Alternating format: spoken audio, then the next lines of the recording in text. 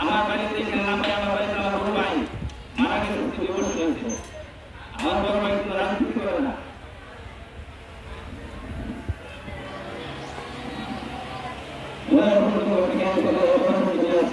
আমি কিন্তু ভুল নাই, উনি তো আমি কথা বলেন ভালো যান, আপনার ভালো থাকতে চান।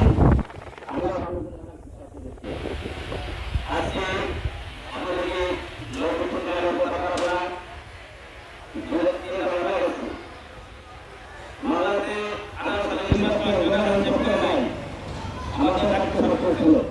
আমার মনে মনে প্রশ্ন একটাই, এখানে সারা বাংলাদেশে কেন্দ্র থেকে নিয়ে গেছিল, আমরা কিন্তু ভোট কাটে না, কিন্তু আমরা ঠেকাইছি।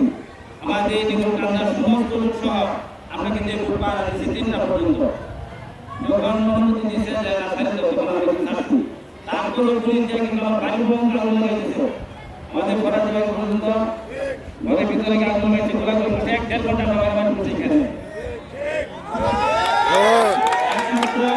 বিএনপির জন্য বসি, তাদের শিশের জন্য বসি, খালেদের জন্য বসি, শহীদ প্রেসিডেন্ট জিয়াউর জন্য বসি, তারেক রহমানের জন্য বসি।